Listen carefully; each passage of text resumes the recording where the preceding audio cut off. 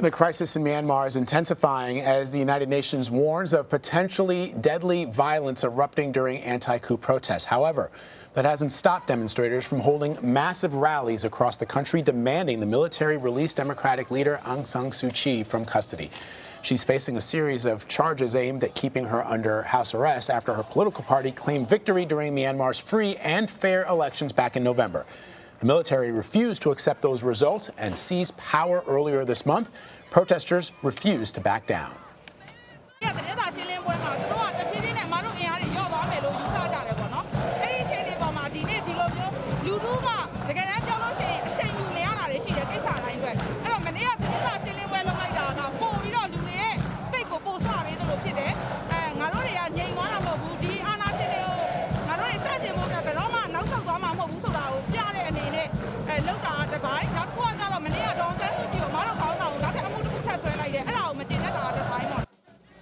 We are not weak. We will never step back, that protester just said. There are now growing fears that soldiers are being deployed to cities across the country to suppress those protests. Meanwhile, the U.S. has condemned the coup and called for Myanmar's military to return power to civilian control. As the president has said, the military seizure of power is a direct assault on the country's transition to democracy and the rule of law. We have been heartened that so many of our like-minded partners and allies around the world have joined us in condemning this anti-democratic action, this coup.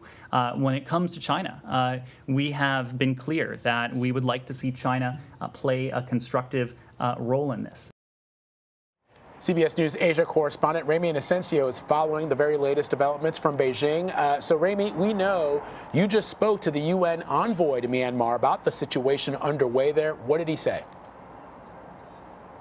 Sure. Hey, Vlad, and good evening from Beijing. The biggest thing that stuck out to me is that he called the military junta in Myanmar living in Alice in Wonderland reality. Now, why did he say that? He said that because basically they are arguing that what they did, this coup back on February 1st, was an effort to try to make sure that democracy continued to exist in the country. Now, you can see the strange logic or lack of logic that they're trying to put out there. But he said that they're living in some kind of fantasy land. He also said, though, that he fears that there's more violence that's going to happen. We've already seen images of people being shot by rubber bullets, tear gas being thrown at protesters, along with slingshots reportedly being used by police into homes and businesses of the people of Myanmar. But he also said that he had high praise for the Burmese people.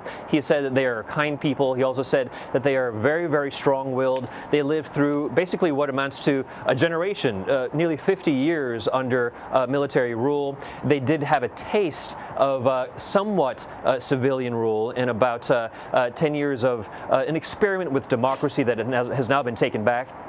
But he says the fact that they've tasted this new kind of lifestyle, especially the young people, they're not going to give that back. So, Ramy, we mentioned that the military is charging Aung San Suu Kyi with a new charge. Initially, the first charge was something like importing walkie-talkies, which seems sort of like an excuse, but now the charges are sort of stacking up. What's the latest on this and the reaction from protesters? Sure. Well, the walkie-talkies allegation is one thing that has a lot of people rolling their eyes and saying, really, this is all you could come up with? But the next thing is an allegation against the National Disaster Management Law. It's a long name, but basically they're trying to use this against Aung San Suu Kyi for being with people in the country against what they have used it for, to try to control people gathering in large groups. Right now, you're not supposed to be in groups of more than 5 people, so they're trying to use this to say, you know, you broke this law and that's why you are continuing to be under house arrest. Looking ahead, March 1st is the new date for this new hearing, but she did have a hearing yesterday, and it was a surprise to her lawyer and to basically the rest of the world. We were expecting to be reporting on Wednesday about her video conference hearing, and then we all heard that it had already actually happened. So who knows what's going to happen in terms of what Aung San Suu Kyi is going to be facing, but people are saying that whatever the military junta is going to try to do, they're going to come up with ways to try to continue to detain her over the next 6, maybe even 12 months. So, Ramy, we also heard the State Department spokesperson Ned Price call on China to condemn the coup in Myanmar. Explain to our audience the role that Beijing is playing in all of this. Sure. Well, first off, China has a lot of investment happening in Myanmar. They see it as a potential ally. But with that said, there has been a lot of speculation, rumor, unconfirmed, I must add right now, that Chinese officials, the government, have been trying to basically erect a kind of great firewall of Myanmar. We do know that the internet has been blocked overnight for the past several nights from 1 a.m. to 9 a.m. and people in the country who don't care very much for Beijing, they've been pointing the finger that China might have a hand. Now, balancing that out, the Chinese ambassador to Myanmar, Chen Hai, just came out saying that this accusation is laughable. He said that it is not in the best interest of Myanmar to have a coup. Of course, that is the official line, but there is speculation out there on social media and among the people protesting that China, they claim, has a hand. You know, the military is now starting to claim that the sort of anti-coup movement is starting to fizzle out, but it certainly doesn't seem like that based on, you know, what we heard from that one individual who was protesting. It seems like they're actually just figuring out clever ways to continue the protest. We ran a story earlier where we heard about people pretending their cars were broken down and opening up the hoods to their car just to sort of stop traffic. Do we know what the plans are for the protest movement? Is it an organized movement, or is it a general sort of outburst of frustration?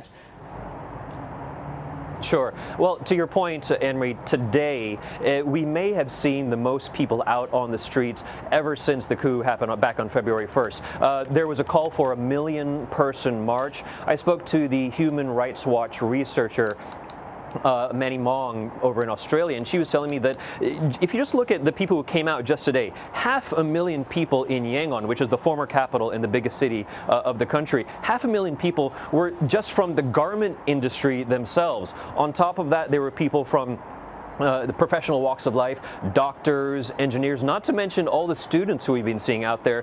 In addition, Buddhist monks have also been taking to the streets. So this could be the biggest thing. Looking ahead to your point, yes, there have been fears, even reports that there's been some kind of pullback up until today that people have been fearing from the military junta's bigger presence on the streets. But we have also learned that over the course of the next several days, starting at 9 a.m. and continuing out through the day, what you've just described, people's cars, trucks, and tractors that apparently have been broken down conveniently en masse across major roads will continue to happen. There will continue to be sit-ins on the streets to try to block traffic, to try to block any kind of military presence to try to roll on in. This is expected to continue. Their ultimate demand is for Aung San Suu Kyi and the estimated 450 other elected leaders and allies of the National League for Democracy, ultimately for their release, and only then will they stop these protests.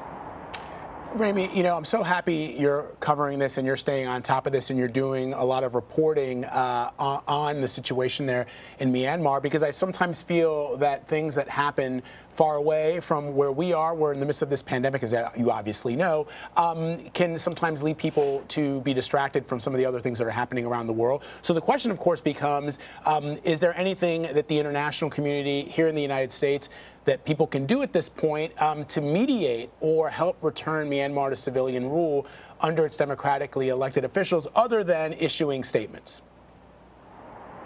Sure. Statements are one thing. They can be fairly unenforceable. From the government level, there have been talks of sanctions. Right now, the United States, for example, has said that it hasn't looked into what exactly it can do, but there is a threat from the Biden White House. But to your question, really, what can normal people, what can the average Joe, what can you and me do? The quick thing is that just, you know, show your attention, continue to get educated on this. But I also have to say, from your own personal value point of view, cherish what you have in terms of your democratic freedoms. Remember, the people of Myanmar have only had some semblance of democracy, not even full-fledged democracy, but some semblance of democracy only since 2011, only for a decade. They are not able to gather in groups of more than 5 people. Imagine if someone told you that. They have voted, but they've said, the government has said, rather the military junta said that it's fraud, it's fraudulent. I mean, looking at that through the United States, imagine we did have to go through that in the U.S. as well. Anything can be thrown against anyone in Burma right now, as the country is also known. Cherish the democratic freedoms you have, because until you don't have them, you don't know what you're missing. That is words of wisdom there, Ramy. Thank you very much. Appreciate the reporting.